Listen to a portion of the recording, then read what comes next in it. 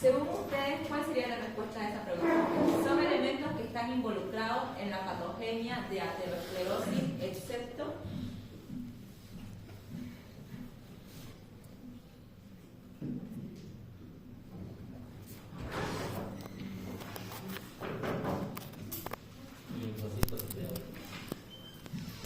¿otra persona? La B, ¿Por qué? principalmente por la LDL. Sí. ¿Han debido llevar bien bioquímica? No sé si han llevado ya perfil hepático. ¿Sí? Ya. ¿Y cuál es la diferencia entre el HDL y LDL?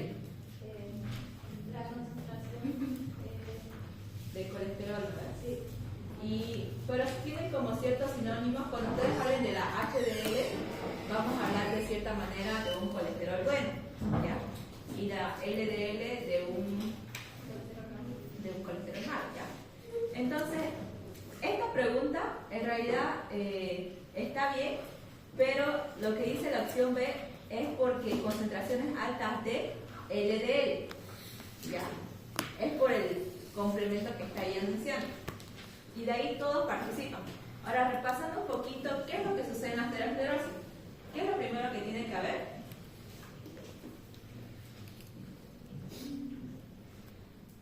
¿Qué es lo que dice ahí en el 1? Una lesión endotelial crónica. Ustedes saben que mi endotelio está todos unidos, ¿no? Todas las células están cercanas, no hay lugar de separación. Pero cuando hay una lesión endotelial crónica, va a haber ahí dice disfunción endotelial, pero va a suceder que va a haber una permeabilidad. Ya, ese es el segundo paso. Al ver una permeabilidad, se ve lo que es el subendotelio, ¿verdad? Y se acuerdan que llevamos el sistema de coagulación y sistemas de activación de las plaquetas, que las plaquetas se podían unir al subendotelio, ¿verdad? Porque había un factor llamado factor de von Willebrand, si mal no recuerdo, y ahí es donde las plaquetas se unen. En este caso, cuando hay una disfunción del endotelio, va a permitir que los monocitos se adhieran y puedan entrar dentro de su endotelio, ¿verdad? ¿Ya? ¿Hasta ahí me siguen? ¿Y qué pasa con los monocitos cuando están dentro de su endotelio? Se ve en la imagen número 3, que está en la esquina superior de arriba. Se convierten en macrófagos, ¿ya? Y una vez cuando se convierten en macrófagos, aparte de entrar lo que son los macrófagos dentro de este lugar, y aparte de empezar a estimular, las plaquetas también van a estar involucradas, ¿no? Dijimos que ellas igual se iban a adherir y que iban a secretar un factor de crecimiento derivado de plaquetas que iba a estimular a quienes. Tenemos plaquetas, tenemos a los macrófagos. ¿Quiénes más participan en esto? Los miocitos.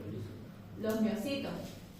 Y los miocitos van a empezar a desprenderse de su capa media y van a empezar a migrar a la capa íntima, ¿no ves?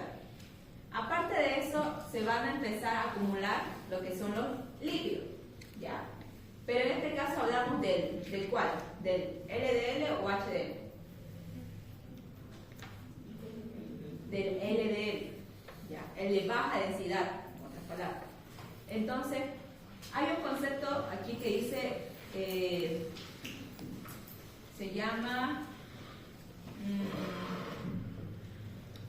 células espumosas.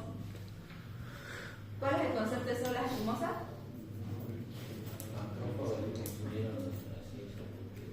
Macrófagos llenos de lípidos. Entonces, como va a haber una acumulación de lípidos dentro del vaso, los macrófagos van a intentar fagocitar esta grasita y se van a convertir en células espumosas, ¿ya? Y ahí van a formar lo que es la placa de ateroma, ¿ya? Hasta ahí se entiende, ¿no? ¿Verdad? Entonces la respuesta sería la B, concentraciones. Y también van a participar los linfocitos, no lo mencioné, pero aparte también, si ven en el penúltimo punto, dice proliferación de células musculares lisas, producción de matriz extracelular y reclutamiento de linfocitos T. ¿Ya? Los linfocitos T igual son reclutados a través de las citocinas inflamatorias que se van a liberar. ¿Ya? Y acá para asegurarlo lo que les dice, eso está en el libro. Entre las creo que estos son los factores de riesgo y dice concentraciones altas de colesterol LDL y de hecho las concentraciones bajas de colesterol HDL es que nos van a producir una placa aterómica. O sea, es mejor si las concentraciones de HDL están elevadas, que es entre comillas el colesterol bueno, ¿ya? Y concentraciones elevadas de lipoproteínas anómalas.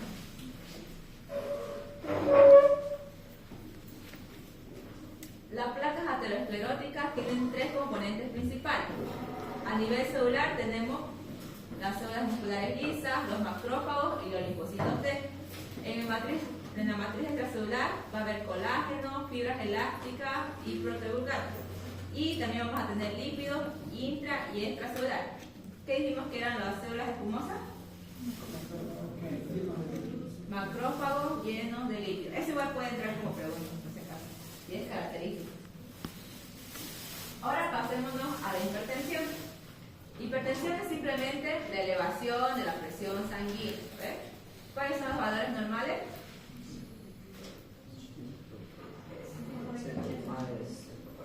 Más de 120 ya se va clasificando entre leve, moderada y ya hay una clasificación más específica. Pero aquí vamos a tener lo que es la hipertensión maligna, ¿ya? En este caso. Dice, la hipertensión maligna, los vasos presentan los siguientes cambios en su pared. Focos de calcificación, engrosamiento concéntrico, duplicación de la membrana basal, estenosis luminal. Ahora, esta pregunta la busqué y no estaba así como en específico en el libro que diga que no hay depósitos hialinos, pero no menciona depósitos hialinos dentro de las características en una hipertensión maligna. ¿Por qué? ¿Se acuerdan qué tipo de... En la hipertensión había dos tipos de arteriosclerosis, ¿no? Hialina e hiperplásica. Y ese día nosotros recalcamos que la hiperplásica se caracteriza por estar ligada con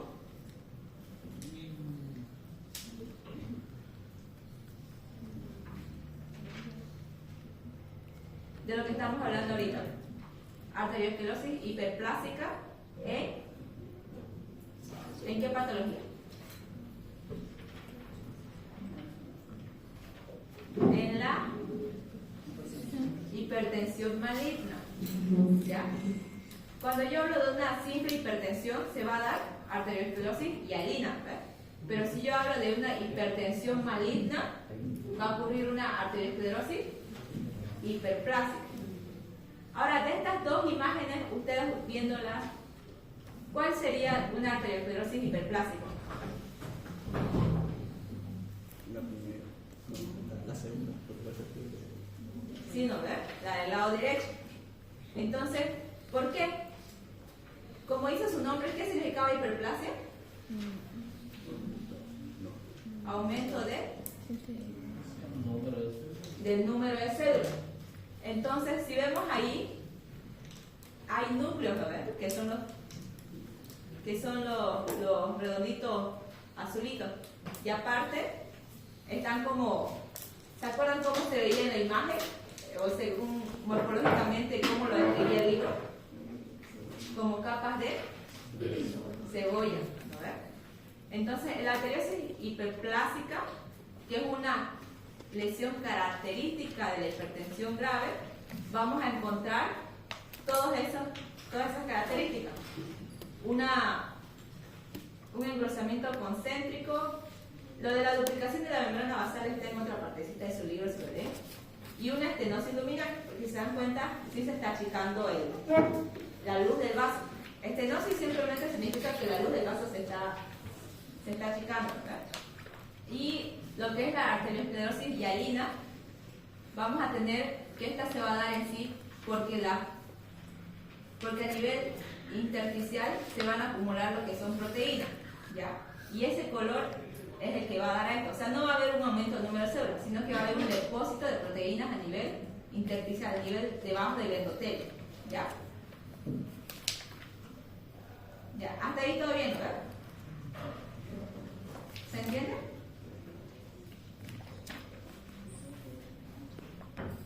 Ya vimos un poco de aterosclerosis, vimos ahorita lo que es hipertensión y ahora vamos a ver aneurisma y disección.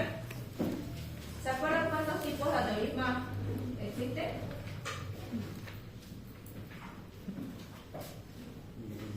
¿O cuáles son?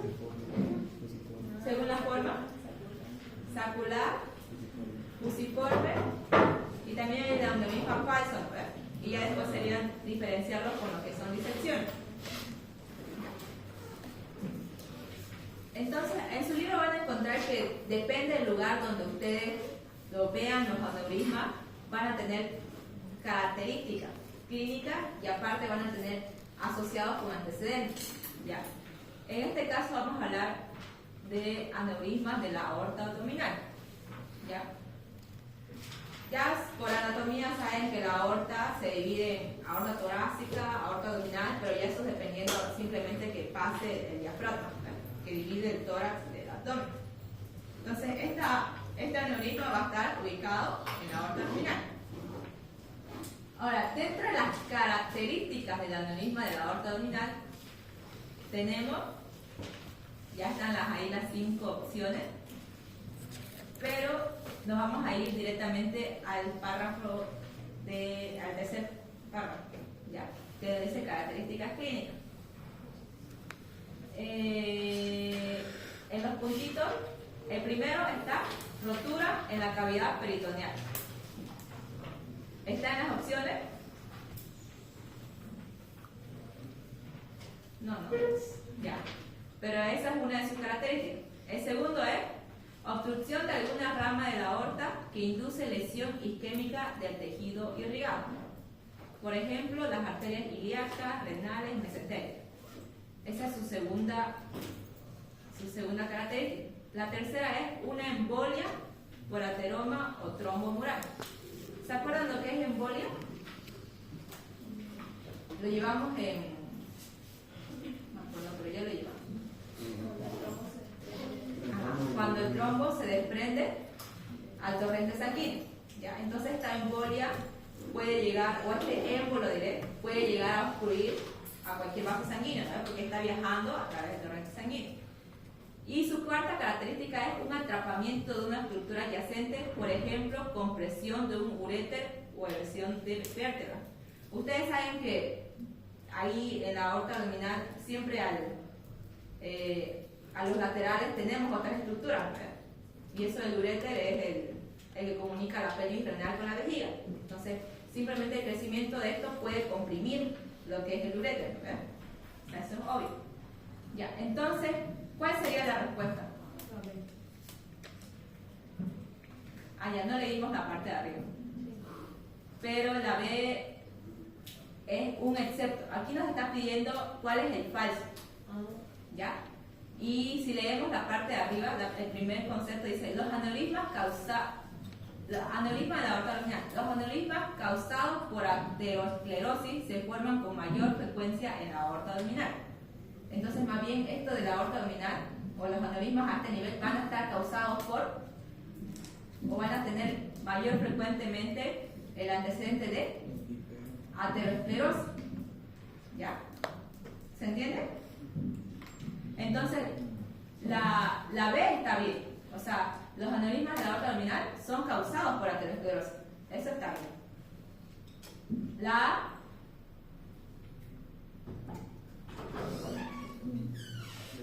Yo diría que la C. La mayoría son asintomáticos, porque muchos aneurismas, o sea, ya se los detecta cuando ya es tarde. De hecho, no, porque si leemos ahí donde dice características clínicas, la mayoría de el que está en el tercer párrafo, la mayoría de los aneurismas de la aorta abdominal son asintomáticos y se descubren accidentalmente en la exploración física de una masa abdominal. ¿Ya? Entonces, lo de asintomáticos igual está bien. ¿Cuál estaría mal entonces?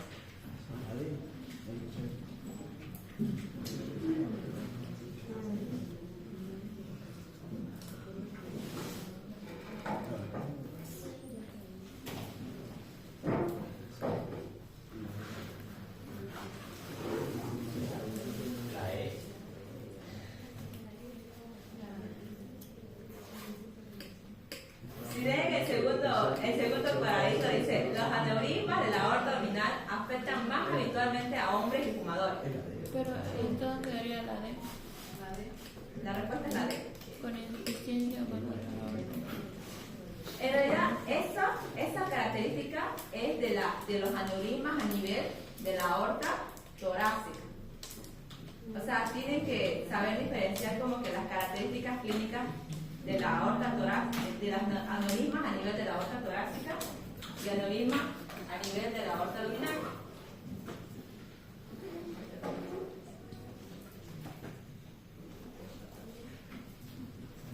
Entonces, según lo que nosotros tenemos acá,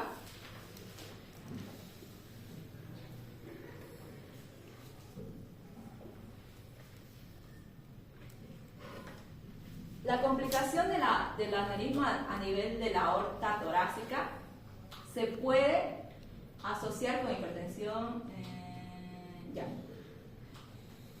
Pero además esta de aquí me va a predisponer a lo que es la insuficiencia valvular, ¿ya? Esta es su complicación.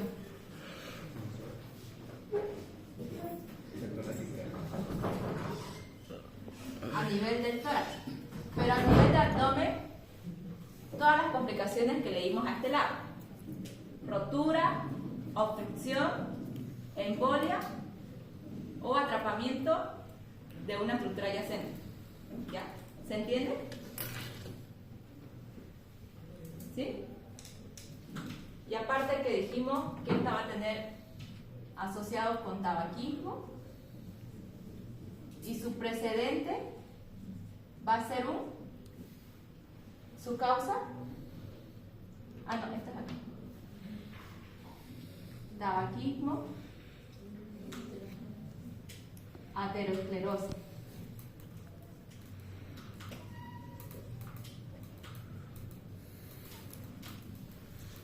Y las 4 características clínicas que vimos ahí. ¿Ya? Entonces, son características del aneurisma de la aorta abdominal, excepto se complican con insuficiencia valvular aórtica. Porque aquí estamos buscando el que es falso, ¿verdad? El que no corresponde. Ya.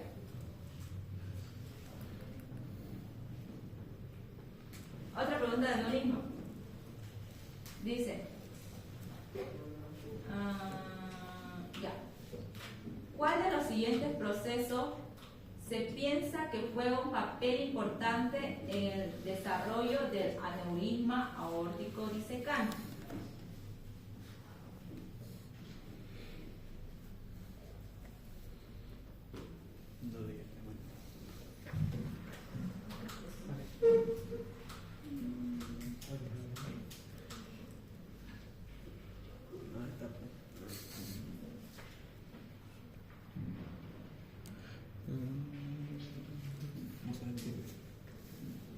Ya, esto yo solo lo leí, chicos, pero no podría decirles por qué descartar los demás. Pero yo les decía siempre que, les dije a inicio de clase, que yo para dar los exámenes con el doctor, yo estudiaba en los bancos, pero yo resolvía todos los bancos. O sea, ustedes tienen que buscar por qué está mal y por qué está bien, ¿ya? Y detallando todo, porque las preguntas del doctor en sí, si bien no son igualitas como están en el banco, o sea, pregunta sobre ese tema, ¿ya? O sea, ahorita después, por ejemplo, las preguntas que pueden salir son entre diferencias entre esas dos, aneurisma de la aorta torácica y aneurisma de la aorta abdominal. O sea, no les va a preguntar lo mismo que vieron, pero les puede formular otra pregunta, pero haciendo como esas diferencias clínicas. ¿Se entiende? Pero en este caso, la respuesta es la B, ¿ya? Porque, bueno, eso dice en el libro, que el desarrollo de los aneurismas aórticos desecantes va a estar muy asociado a lo que es la hipertensión, ¿ya? Y ya lo que les puse ahí es como algo que me pareció interesante, que dice que en la mayoría no se asocia a una patología causal subyacente, sino que simplemente se detecta a nivel histológico una degeneración quística de la media. ¿Ya? De la túnica, tenemos la túnica íntima del endotelio, después la túnica media que es la muscular y después la adventicia. Entonces a este nivel vamos a ver quistes que son como bolitas, así que se ven. Ya, degeneración quística. Ya, ahora es el siguiente. El factor de riesgo más importante para la disección aórtica es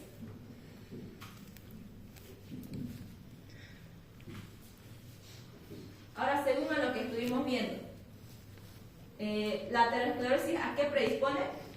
¿O a qué se asocia más? No, la aterosclerosis, ¿de qué patología es un antecedente de la aterosclerosis? Lo acabamos de ver. Hipertensión.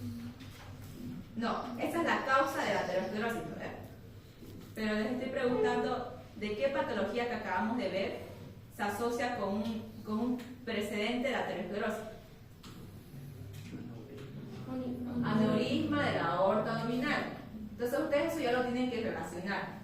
Cuando yo hablo de un aneurisma de la aorta abdominal, suele haber un precedente de aterosclerosis. ¿Ya? ¿Se entiende? Ya. Ahora, la sífilis terciaria, que es una patología que ustedes van a ver en bacteriología, no sé si ya la han visto, pero se va a asociar con complicaciones, ¿ya? A nivel cardiovascular y neurológico. A nivel cardiovascular se va a asociar mucho con lo que es la aneurisma de la aorta torácica, ¿ya? Ese es otro dato extra. Ahora, la opción de la hipertensión arterial. Ahora, si nosotros leemos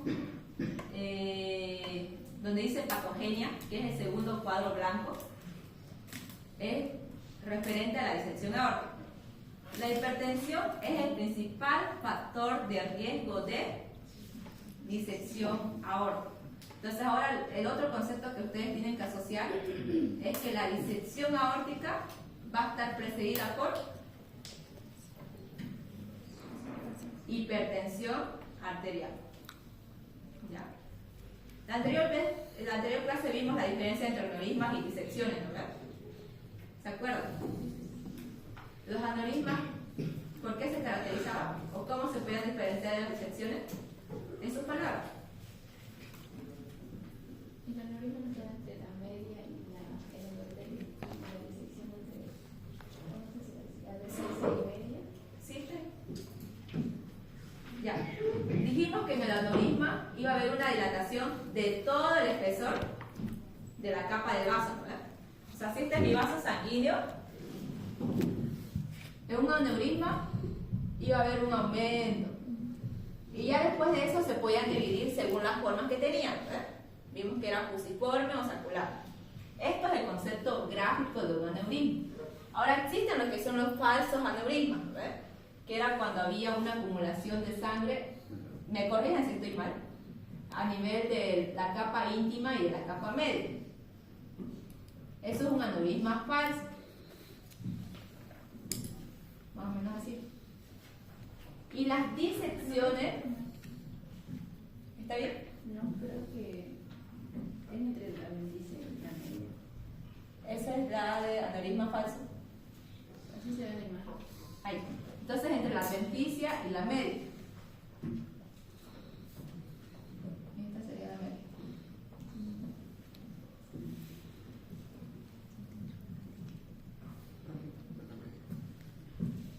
Y las disecciones, entonces, serían entre la íntima y la media.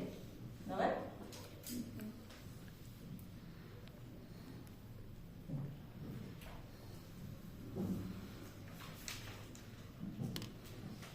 Esta sería la la media y esta es la íntegra. Ya. Pero ahora, en las disecciones aórticas, lo que nos interesa aquí es que son precedentes de, o se van a estar causadas por lo que acabamos de ver, hipertensión. ¿Ya? ¿Qué más?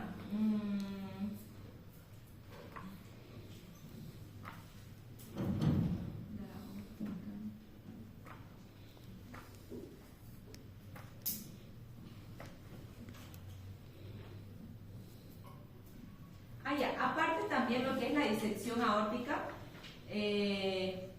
está causada por hipertensión, pero también va a tender a presentarse en personas que tengan anomalía sistémica en el tejido conjuntivo, ¿ya? En este caso hablamos del síndrome de Marfan, ¿ya? Y además también puede ser iatrogénica por el uso de canulaciones. ¿Tienen alguna duda hasta ahí?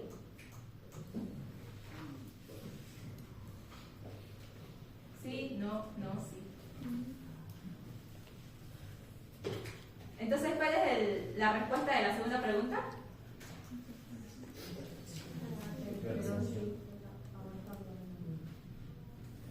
No, de la segunda. La C. La C. Ya. Ahora vayamos a lo que es vasculitis. En esto de vasculitis, yo pienso que es casi pura memoria. Pienso. Porque hay que saber identificar las características clínicas de cada tipo. ¿Ya? Por ejemplo, para la primera pregunta,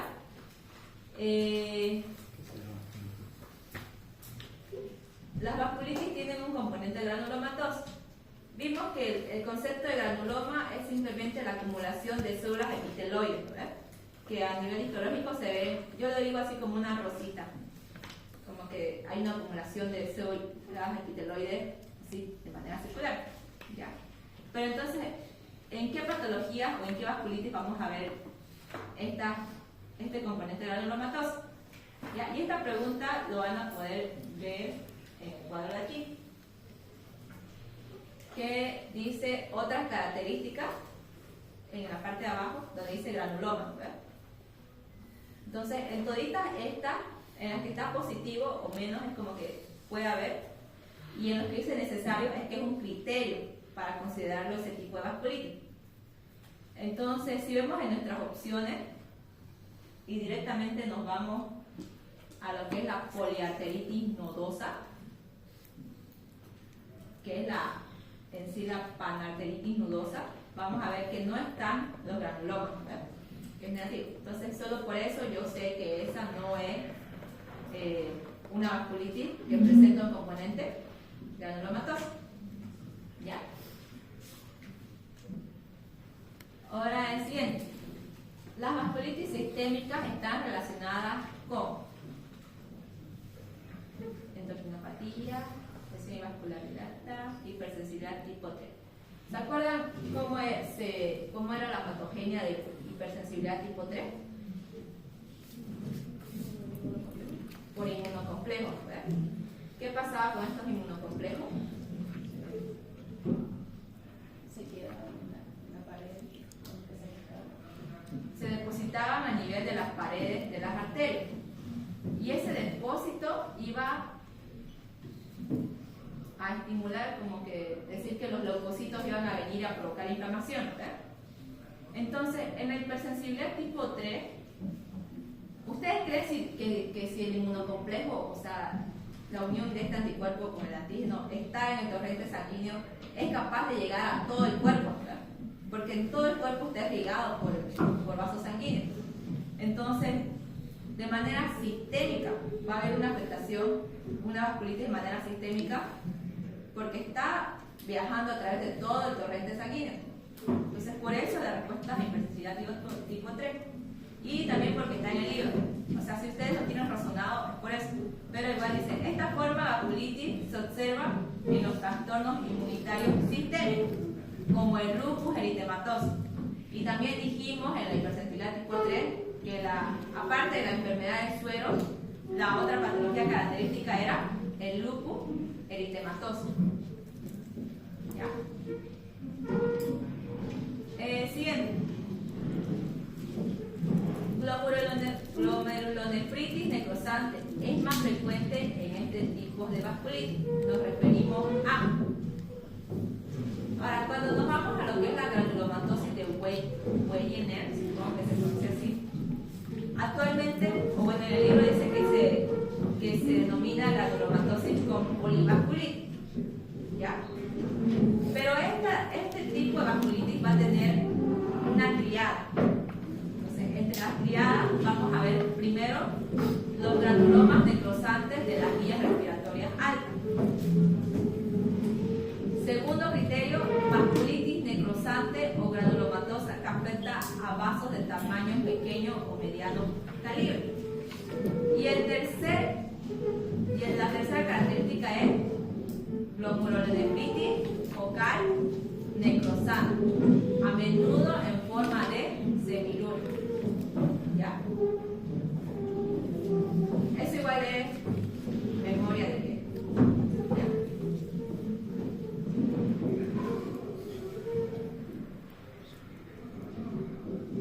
Ya, ahora sí vayámonos a. Esto es lo último de vasculitis, ¿ya? Diré de trastorno vascular. Van a ver en su libro un subtítulo que dice trastornos por hiperreactividad, ¿ya? Y creo que está bien. ¿Se escucha lo que hablo? Sí. Ya. Sigamos. Van a ver lo que es el fenómeno de Raynaud. Este tema igual es bien preguntado, ¿ya? De diferentes maneras, pero es bien preguntado sus características. Vamos a tener dos tipos. Bueno, lo van a conocer como fenómeno de Raynaud primario y fenómeno de Raynaud secundario. ¿Ya? El fenómeno de Raynaud primario se va a caracterizar porque es una patología, como dice su nombre, que no tiene que no es secundario a algo, ¿ya? Por eso es primario, que no tiene una causa específica, por así decirlo, ¿ya? Se llama fenómeno de Raynaud o enfermedad de Raynaud directamente, primario y secundario. Ya. Ahora, si ustedes ven esa mano de ahí, es así como se va a presentar clínicamente el fenómeno de Raynaud. Lo que va a haber es una vasoconstricción a nivel de las arterias periféricas. Esta vasoconstricción no va a permitir que llegue sangre a esta zona y se va a tornar pálida. Después se va a hacer cianótica por la falta de oxígeno y ya después, digamos, ya va a volver a la normalidad. Ahora, en la pregunta tenemos, el fenómeno de Raynaud se caracteriza por lo siguiente. Primero, lo que dijimos, va a haber una vasoconstricción exagerada de las arterias distales. Eso está bien, ¿no ves? Segundo, cianosis o palidez paroxística de los dedos. Eso también mencionamos, está bien. No sé por qué dice cervical, pero bueno, así estaba en la pregunta, pero ya. Vasoconstricción y cianosis distal. Ya, eso está bien, porque dijimos que era a nivel de los dedos, ¿verdad? Es distal.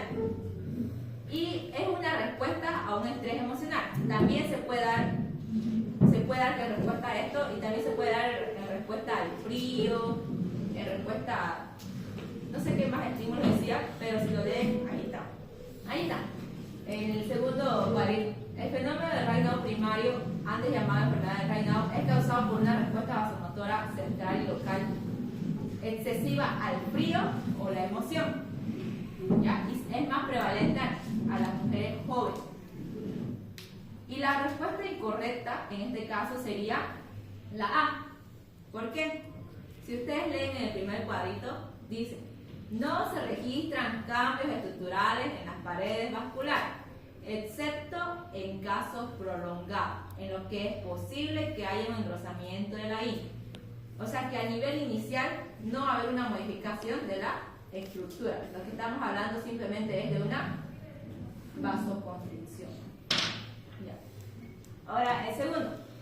Las enfermedades asociadas a esta entidad son generalmente autoinmunológicas. Esto ya estamos hablando del fenómeno del Raynaud secundario. Dijimos que el secundario sí va a tener una causa, ¿verdad? O sí vamos a poder identificar una causa. Ahora, el fenómeno del Raynaud secundario. Primero,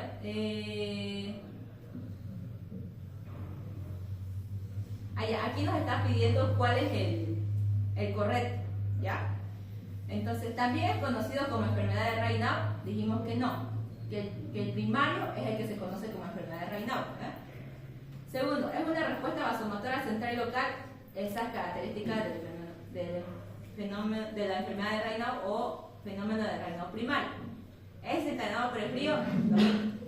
Ahora, ¿es una insuficiencia valvular?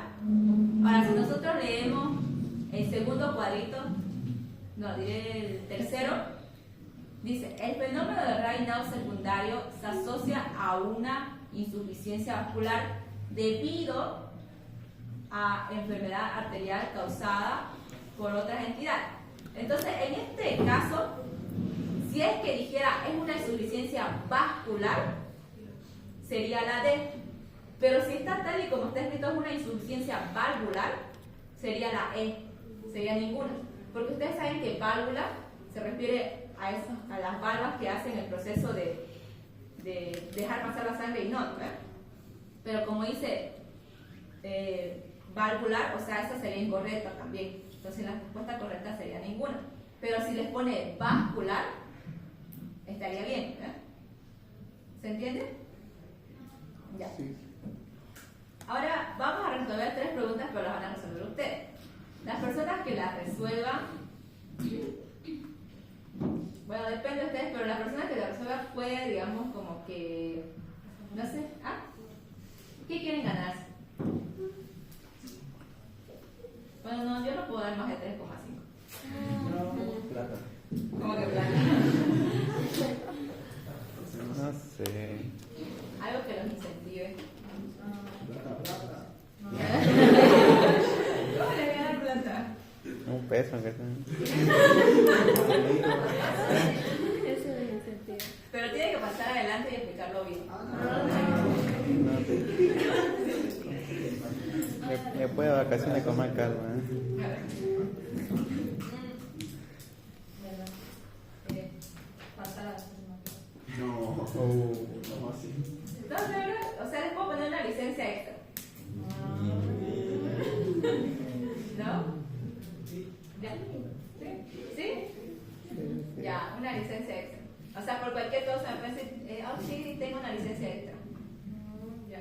Ya, puede ser. Ya, pero tienen que explicarlo bien y solo una persona. No se ayuden entre sí. Ya. ¿Dónde quedó la colaboración? Compañero. Ya. La primera es una pregunta práctica. ¿Quién la quiere responder? Levanten la mano. Ya que la enfermedad de Raynaud es primario, Ya. entonces no tiene una causa específica, pero se ve que es por la emoción y por el frío también. Ya. Mientras que el fenómeno de Raynaud se refiere a secundario, que sí tiene una causa, porque es secundario a alguna otra no sé, problema de vasos tal vez. Ya. ¿Está bien? No. No. Por enfermedad autoinmunológica como lupus, LES. Pero usted dijo que el primario se considera una enfermedad. Sí, el primario se considera primario. Todo lo que dijiste está bien, lo que está haciendo es complementar. Porque el secundario ya se asocia a enfermedades autoinmunológicas, o sea, pero ya tenemos una causa. Pero en sí, todo ese concepto que dijo está bien. Ya, no se tiene que olvidar. Ya. Segundo, eso lo vimos. Y eso, por ejemplo, eso es un ejemplo de lo que les decía que la pregunta puede cambiar. Pero el tema es el mismo. Estamos hablando de aneurisma.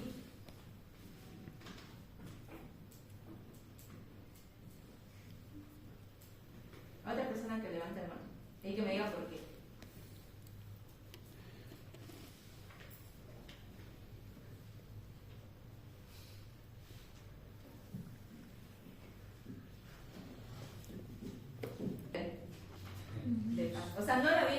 pregunta en sí, pero vimos el concepto.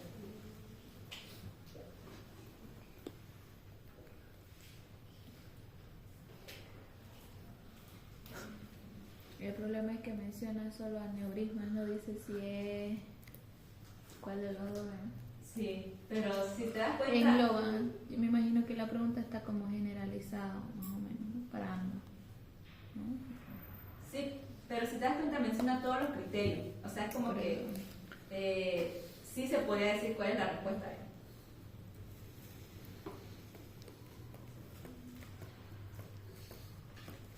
Diría que es la B, pero no me lo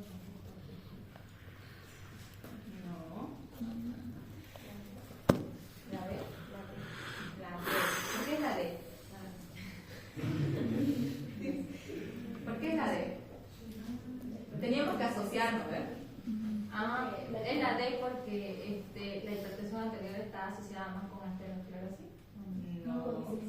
Con disección aórtica. Dijimos hipertensión arterial, disección aórtica. Aterosclerosis, aneurisma, pero más específicamente de la aorta abdominal. Y además todo eso lo hemos visto en el aneurisma de aorta abdominal. Dijimos que se podía romper, La capital. que podía obstruir las arterias, está bien, que podía ocurrir una embolia del ateroma, también, y que puede haber una presión sobre las estructuras adyacentes. Hablamos del uréter, que pasa al lado de la aorta abdominal. ¿Ya? Ya. Y la tercera.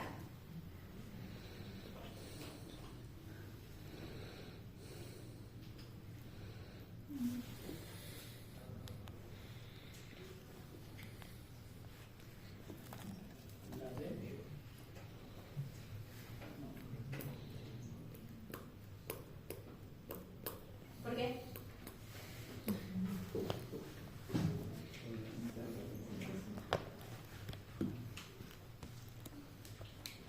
La verdad, yo estoy entre la C y la D. No sé. Pero Todos tenemos Pero ese tiene estoy entre la C y la D. Porque en las estrellas grasas ya hay acumulación de grasa, ¿ya? O sea, a nivel de la plata.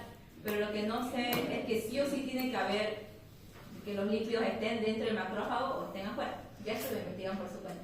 ¿Ya? Ya. Ahora vamos a pasar a un poco de patologías cardíacas.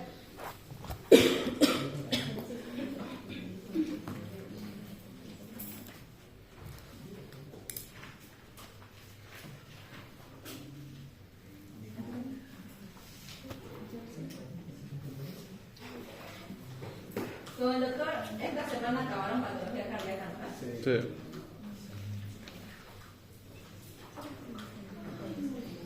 Ya. Vamos a ver un poquito de anatomía y fisiología antes de entrar. Pero regularmente esto el doctor no les pregunta así a profundidad en los temas. Si bien les sale como unas 2 o 3 preguntas, pero no pregunta mucho. Si bien en el primer parcial no les preguntó tanto lo que era anatomía y fisiología, ¿no? Entonces no sé.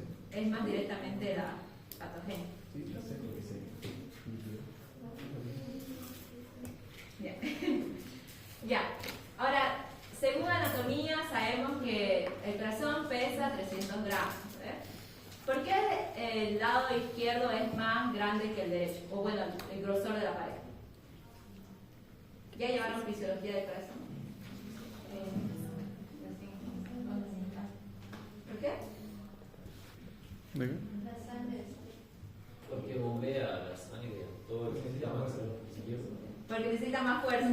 Sí, ¿Verdad? eso es. Porque las presiones a nivel de circulación sistémica son más altas que a nivel de la circulación pulmonar. ¿Verdad?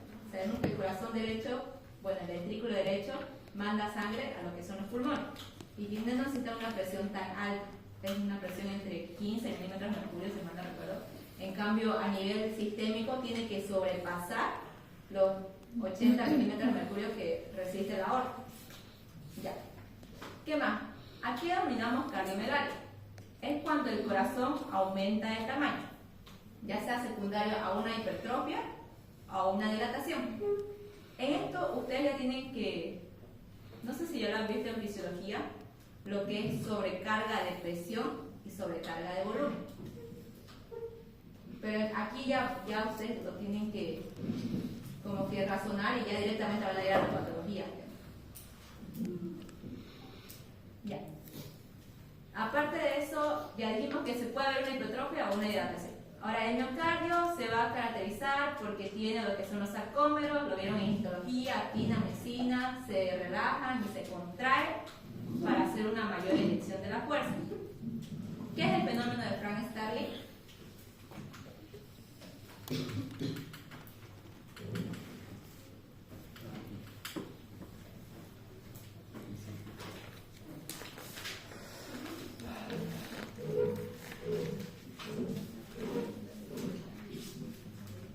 En simples palabras, podríamos decir que a un aumento de la distensión de la fibra muscular hay una mayor contracción. ¿Ya? Es como que ustedes agarran una goma y lo estiran, y mientras más lo estiren, más rápido se contrae, ahí con más fuerza. ¿Ya? A esto se refiere el mecanismo de Frank Starling.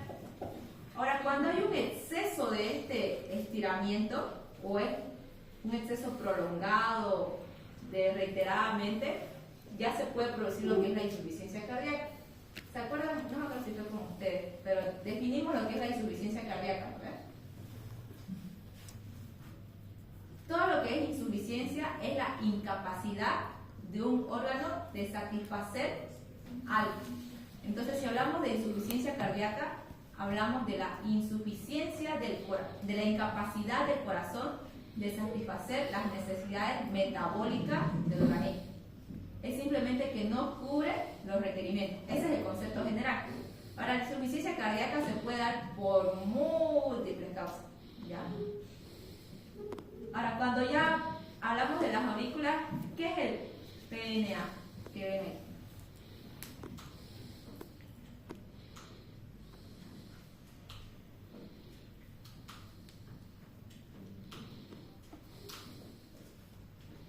¿Avanzaron en fisiología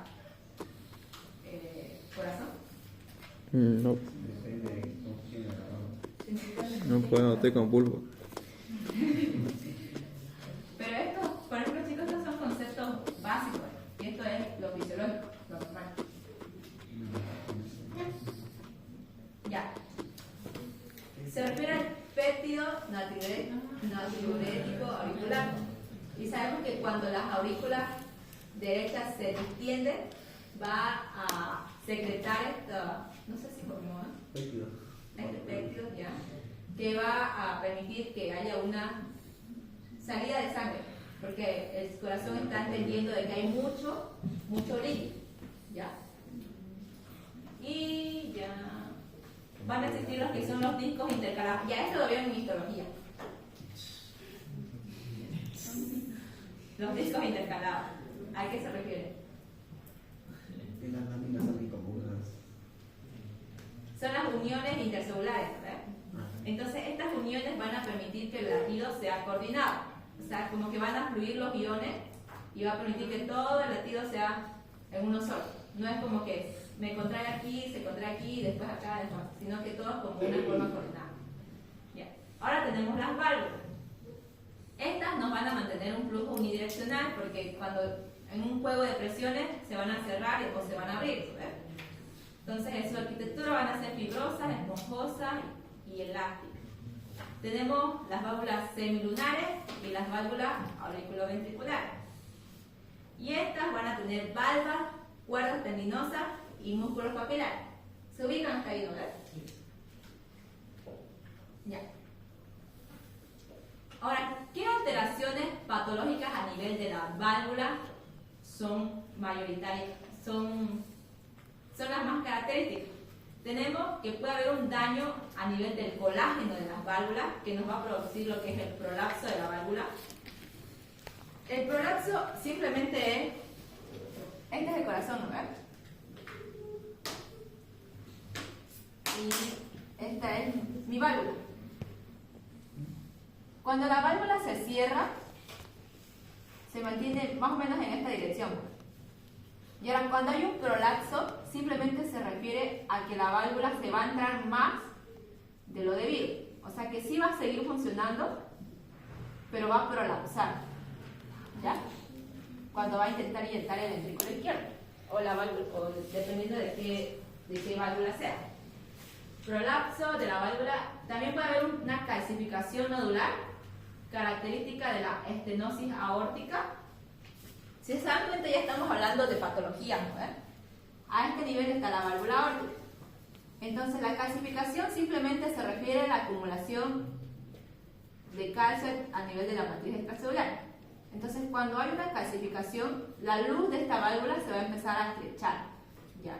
Y a todo estrechamiento que nosotros ubiquemos lo vamos a llamar estenosis, ¿ya? Estenosis. Y ya le damos sus apellidos dependiendo en qué lugar esté. Ya. El tercer punto más característico es engrosamiento fibrótico, que se va a dar regularmente más en la cardiopatía reumática.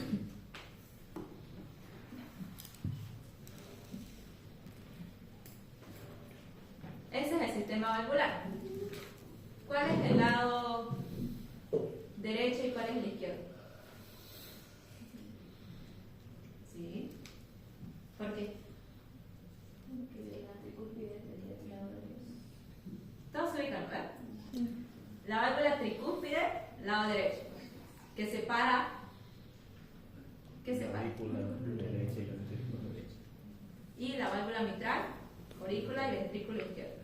Aunque no lo crean, esto es importante porque ya directamente se le va a decir, no sé, insuficiencia mitral, y ya ustedes tienen que saber qué lado del corazón está afectado.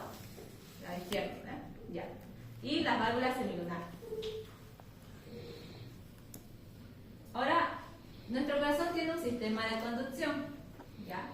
Y tiene 4 componentes característicos. Tenemos primero el de arriba, nódulo, sinusal, después nódulo, auriculoventricular, haz de His, derecho, izquierdo, y la fibra de Purkinje. Ya. Todo eso lo vimos en fisiología. Ahora, esto puede ser estimulado o puede variar en la frecuencia cardíaca del corazón en diferentes estímulos. Tenemos los estímulos neurales. Tenemos el sistema nervioso simpático y parasimpático. Cuando hablamos del sistema nervioso simpático lo relacionamos mucho a la noradrenalina. Y esta es la que nos va a aumentar o reducir. Va a aumentar la frecuencia cardíaca. Y por el sistema parasimpático tenemos más característicos, claro, que ocurren otros más, pero es el vago. Ahora, el nervio vago o el parasimpático ya va a aumentar o reducir. Reducir. Ya. Ahora, también puede estar afectado por el nivel de concentración de potasio, por una hiperpotasemia se puede provocar un bloqueo a nivel cardíaco. ¿Qué más? El corazón tiene 4 propiedades. Esto igual lo vieron en fisiología.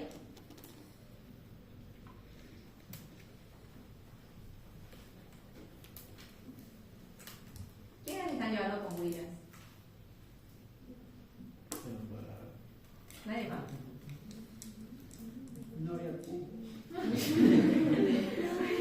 Se lo robaron. Ya.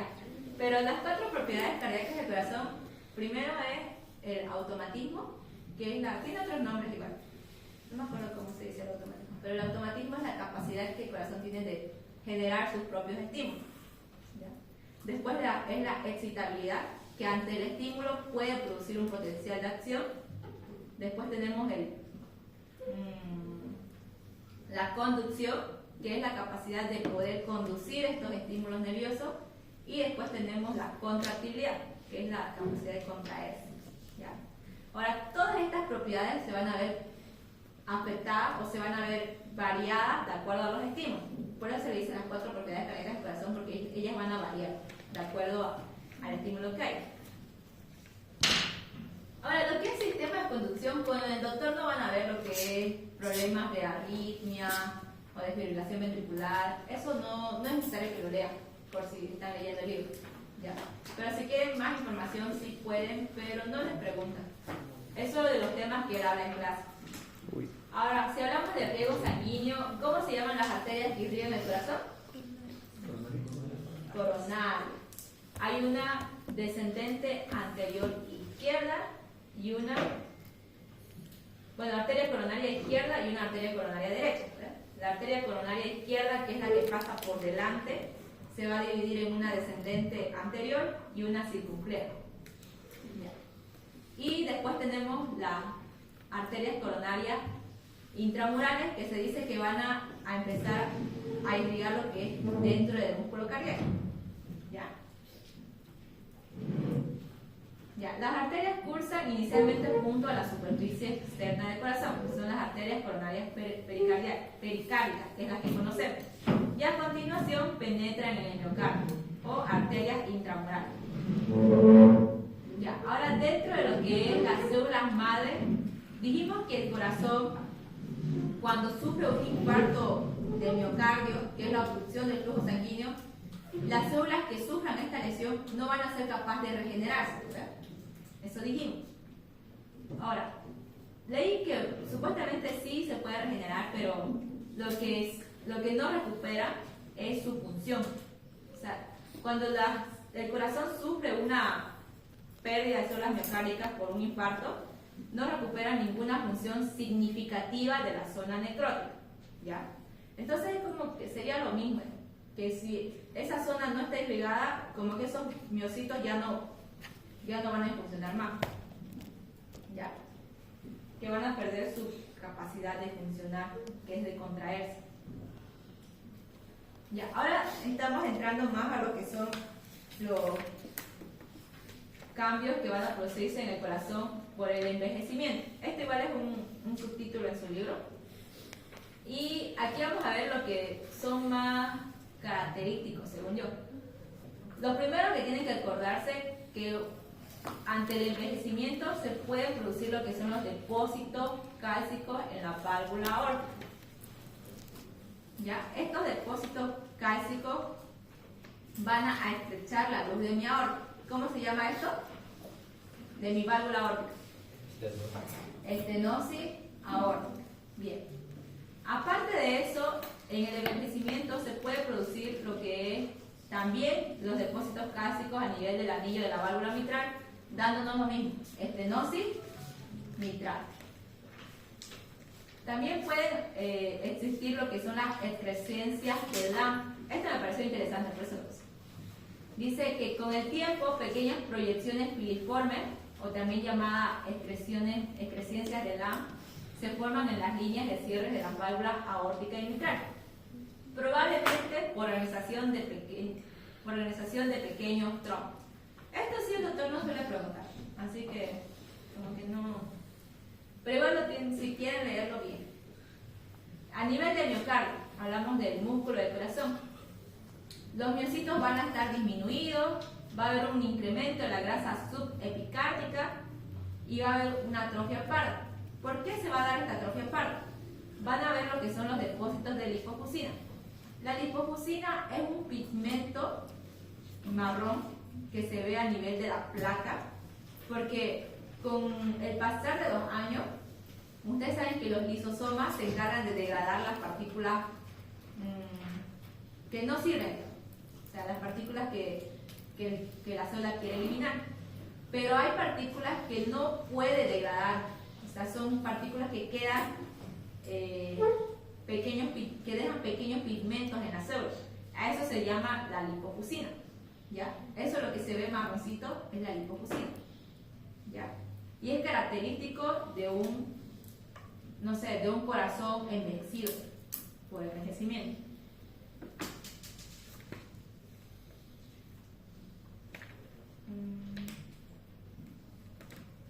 Ahora, generalidades fisiopatológicas.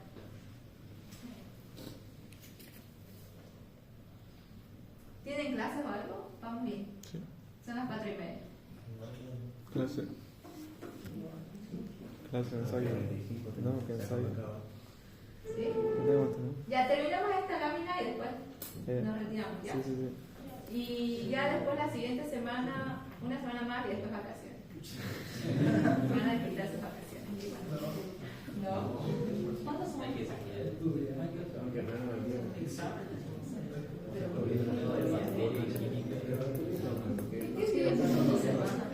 Sí, sí. A que no nos dé nada. Ya. Ya, sigamos con las generalidades fisiopatológicas. Ahora aquí nos va a hablar de manera general. Así que mejor si atienden si les cuesta entender. Lo primero que puede haber es un fracaso de la bomba. Aquí lo vamos a dividir como... Van a escuchar ustedes cuando lleven fisiopatología en tercer año un tipo de No. insuficiencia cardíaca sistólica e insuficiencia cardíaca diastólica. ¿Saben lo que es la sístole, no? Contracción de las ventrículas con eyección de la sangre. ¿Y la diástole? Relajación. La relajación. Ahora, puede haber un fallo de la bomba del corazón. Y habla primero de una contracción débil. Entonces, cuando hay una contracción débil, vamos a hablar de una insuficiencia cardíaca sistólica. ¿En qué casos puede haber una insuficiencia cardíaca sistólica? Cuando el corazón no se contrae bien o cuando el corazón no tiene las fuerzas necesarias. Y aquí vamos a ver el ejemplo de una insuficiencia cardíaca congestiva, que es cuando el corazón se ensancha tanto y acumula tanto líquido que ni el mecanismo de Frank-Starling ya funciona. O sea, simplemente pónganle que es como esta goma de neumático que de tanto estirarse perdió su capacidad de contraerse. ¿Ya? Entonces hay una contracción débil, ¿verdad? Ahora, la insuficiencia cardíaca diastólica, que quiere decir hay una relajación ineficiente. ¿En qué patología se puede dar esto?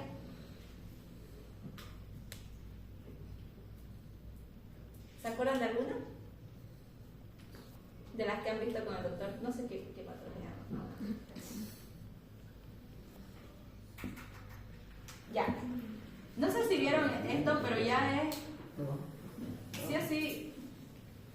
Hay algo llamado taponamiento cardíaco, ¿ya? El taponamiento cardíaco es cuando... Ustedes saben que el corazón está recubierto de pericardio, ¿verdad? Entonces, ante un trauma o una acumulación de líquido a nivel del saco pericárdico, este líquido que se acumula no va a permitir que el corazón se distienda, ¿ya? A eso se refiere una falta de la relajación del corazón. Ese es el primer aspecto. En el segundo aspecto puede haber obstrucción del flujo. En el primero, entorpece la circulación por un ateroma. Es claro, porque si el vaso tiene un ateroma, tiene como una obstrucción que no está permitiendo que salga el flujo de sangre. En el segundo, obstaculiza la apertura valvular. ¿Qué ejemplos podemos poner aquí? De los que han visto.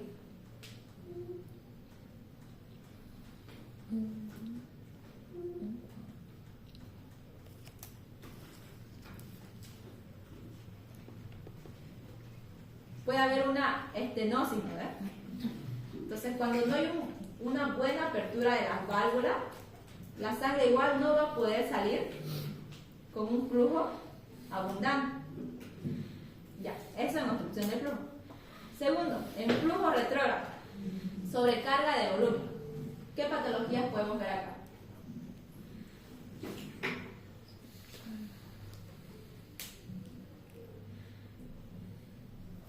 ¿Con reflujo?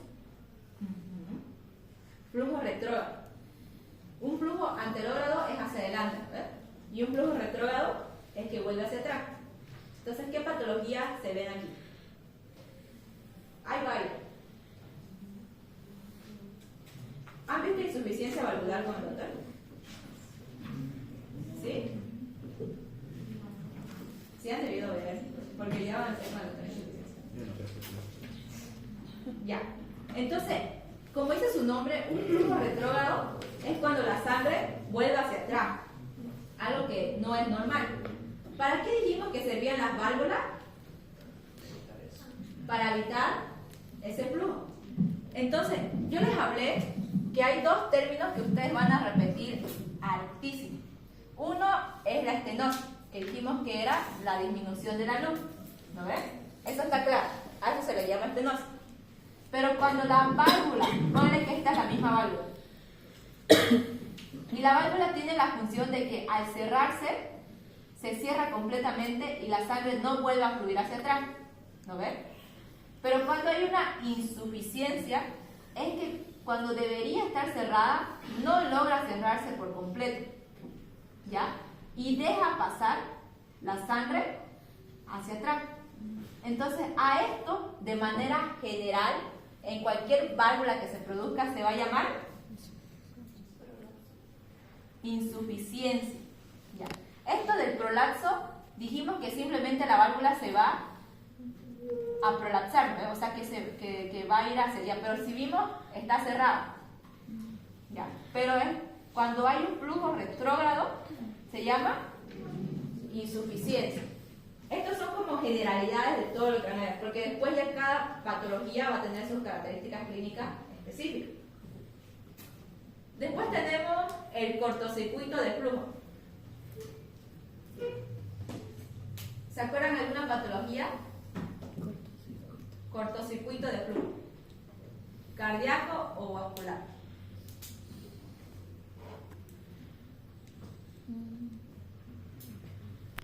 ¿Qué quiere decir cortocircuito? Es como que cuando estás yendo a tu casa y ves como una manera de llegar más rápido a algún Una lugar. unión entre dos ventrículos o también entre dos vasos bronquiales.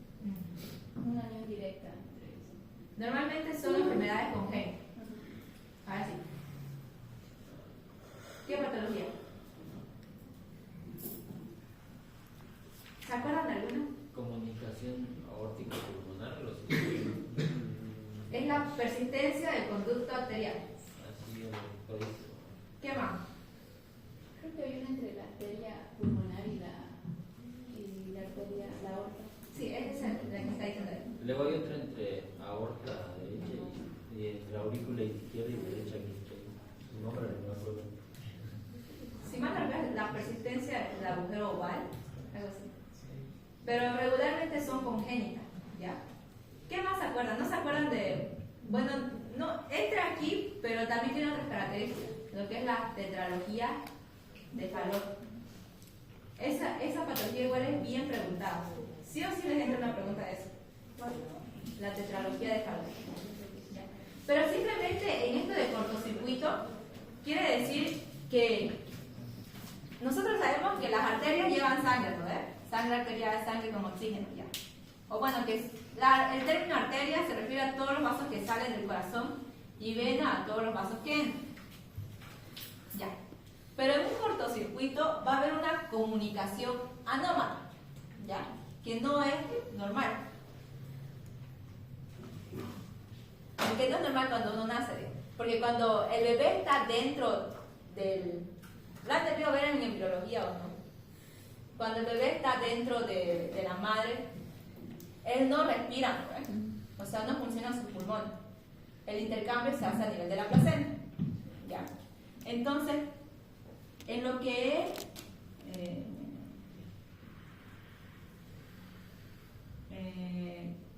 la arteria pulmonar, no sé si se dibuja, no lo voy a dibujar anatómicamente porque no me acuerdo cómo se representa. Y esta es la aorta, ¿verdad? La arteria pulmonar dijimos que va a ir a los pulmones. Y la aorta ya lo distribuye de manera sistemática.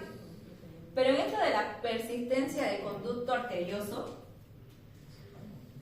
cuando el bebé está dentro está dentro de su bolsa, en su líquido amniótico, toda esta sangre va a pasar directamente a la aorta, no va a ir a los pulmones, ¿ya? Esto es el conducto arterioso.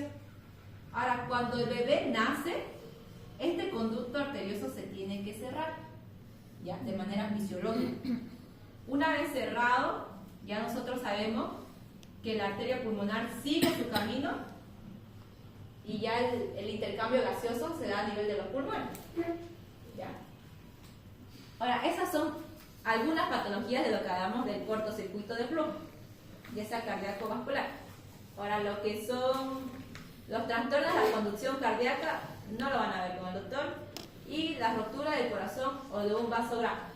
Estas patologías ya son más por trauma y tampoco creo que lo van a ver con el doctor. Entonces lo que ustedes tienen que aprender, o sea, lo que han debido ver es el fracaso de la bomba, obstrucción del flujo, el flujo retrógrado y cortocircuito del flujo. ¿Ya?